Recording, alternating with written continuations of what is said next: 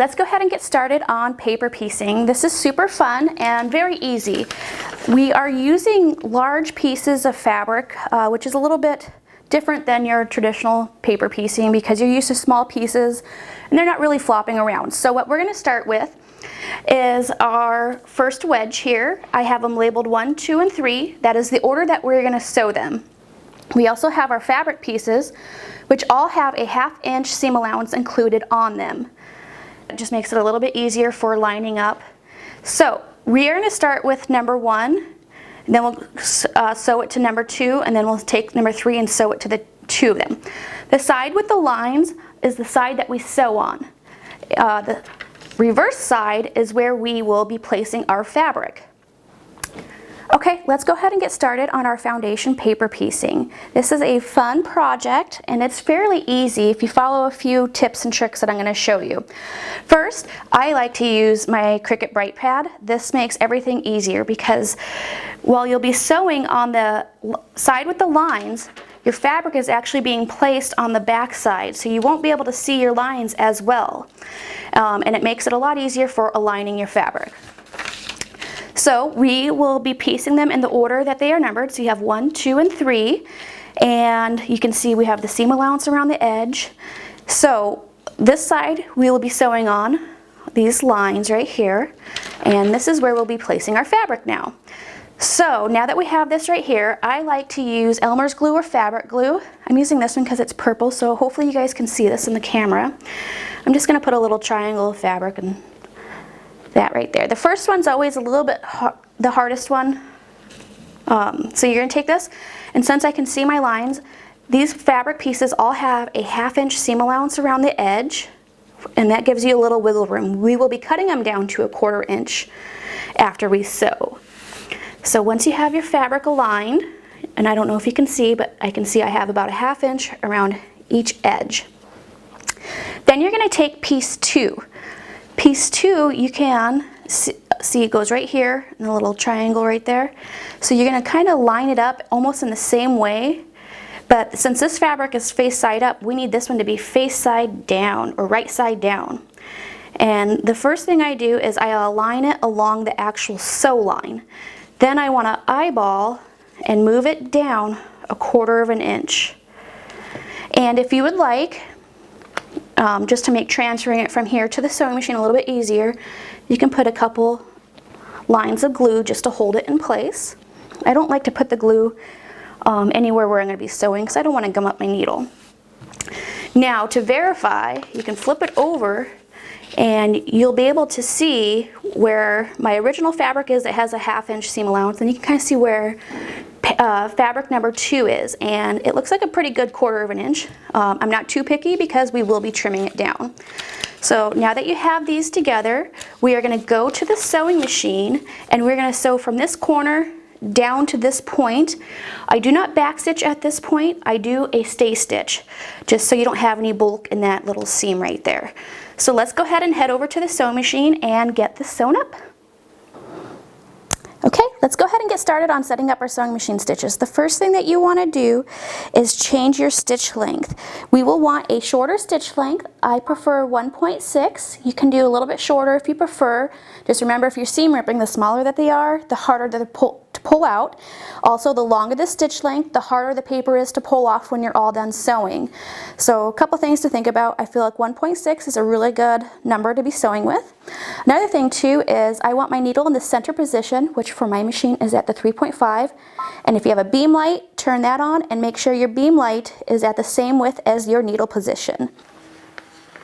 Okay, so we have our fabric put on our paper with a little bit of glue. If you don't want to use glue, you can just hold it from when you align it to the sewing machine like this on both sides. And remember, we are sewing on the side with the printed lines. So I'm going to go ahead and line up from this top corner, and using my beam light as a guide, or the center of your foot usually has a little mark on it. You can use that as your guide. We're going to go ahead and sew, and we're going to stop right here. I usually always keep my hand on these bottom fabrics to make sure that they stay in place and don't wiggle around. You can always double check to see where your fabrics are. Let's see. Okay, mine's all in good shape there, so let's go ahead and start sewing.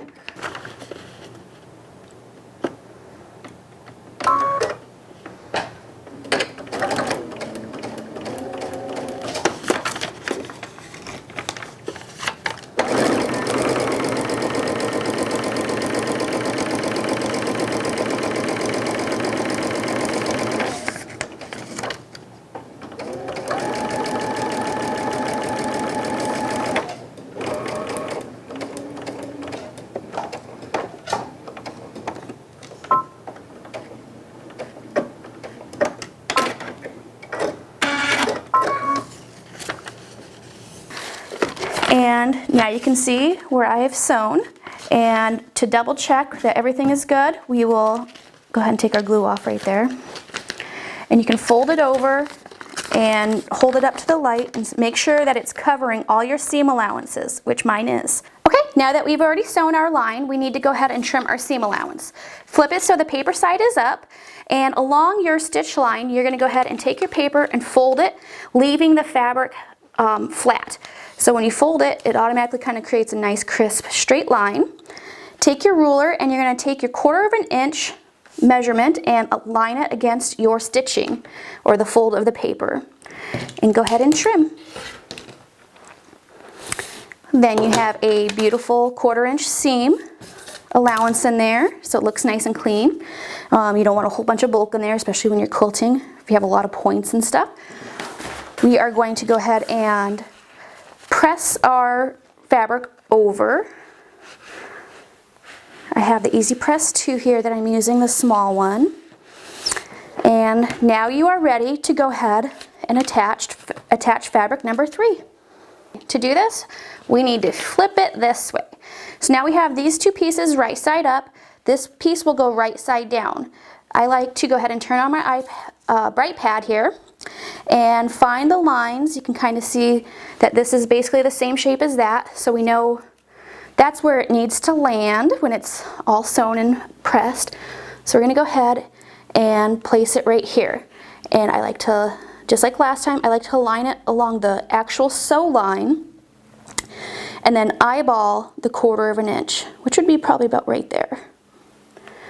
And if you want, go ahead and put a couple dabs of glue. But before that, because this is such a long piece and we need to make sure that it lays correctly, you can, before sewing it and having the seam rip if anything was wrong, fold it over and make sure that it's covering all your seam allowances. And I can see right here, this is where my stitch line is going to be, so I kind of know that's where it's going to land. Because with this, you don't want it to be too short on this end and not have your seam allowance here covered or up here. So go ahead and have it right where it needs to be. Maybe a couple dabs of glue to hold it in place till we get to our sewing machine. Just do the 2 ends here. Okay, and if you want to make sure that you have a good 1/4 inch seam at least throughout the side or throughout the length, I can flip it over and I can see where my red fabric is along the fabrics 1 and 2. So that looks good. We're going to go ahead and go to the sewing machine and sew from here all the way to here. When you are starting or stopping out on the edge, you can go ahead and start outside of your seam allowance and end at your seam allowance. When you're sewing at a point that's inside of the design, I don't like to do that just to reduce the bulk. So go ahead and sew right there and press it open and you will have a full wedge. I already went ahead and sewed from one corner all the way past the end here, and I pressed it open. So this is what we are left with. Now we need to go ahead and trim along our seam allowance. Our seam allowance when sewing our pieces together is only a 1/4 inch. I made the fabric pieces bigger just for that extra wiggle room. If it was precise, then you have to be super precise on fabric layout and everything. So a little extra fabric, and it makes everything a lot easier. So I'm cutting right along my 1/4 inch seam allowance, which is the dotted line, as you can see here. I'm going to go ahead and do this side now.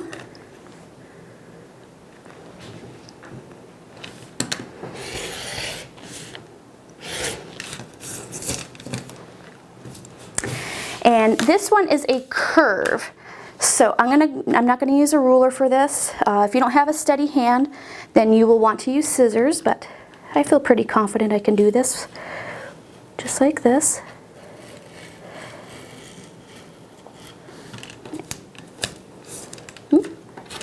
There we go. So when you're done, this is what your wedge will look like. And when this is sewn together with the other wedges, this 1/4 inch and 1/4 inch right here will be enclosed, and you'll have a super sharp point there. Got a nice beautiful sharp point there. And yeah, everything's gonna look great. Okay, we are gonna go ahead and start sewing our wedges together. So the first thing that I wanna do is put a little line of glue towards the tip of this long piece of fabric, because otherwise it could shift and you don't want to be sewing it and then your fabric just shift just that much, or even a little less, or even more. It just won't turn out right if you do that. So I'm just going to do a little line right there and make sure it's lined up with the edge of the paper perfectly. Okay, I'm going to do the same thing on this side. Can you tell I like my glue? It makes everything so much easier.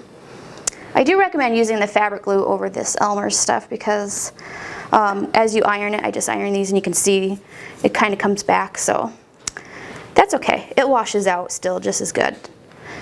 But the purple, you can see it more. Okay, so what we're going to do is go ahead and take this one and flip it over, and you want to make sure that you line it up exactly with the edge of the bottom one all the way down. And you can pin, or you can use these cute little clips. I prefer clips for this one only because as you insert a pin on each one, you kind of get like a little bump, and because we are looking for precision, I'd rather just use a clip that holds it flat. So let me go ahead and get that clipped.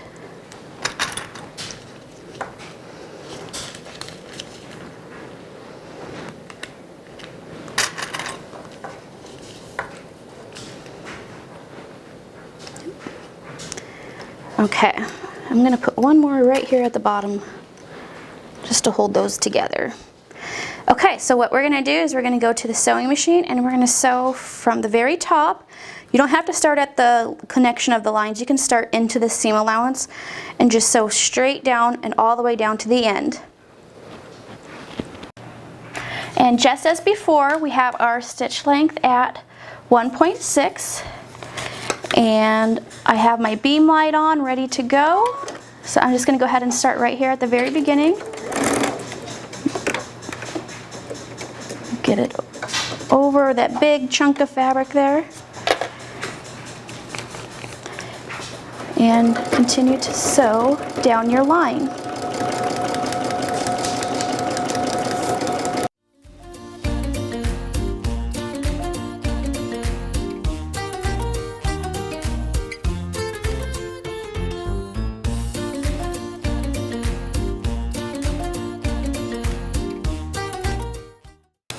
Now you can see I've sewn perfectly down here, and you can see it's also sewn almost nearly perfectly on this side, so I will call that a win.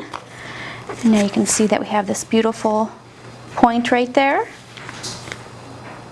Okay, we now need to join our center wedge with our middle, I guess we'll call it a wedge too.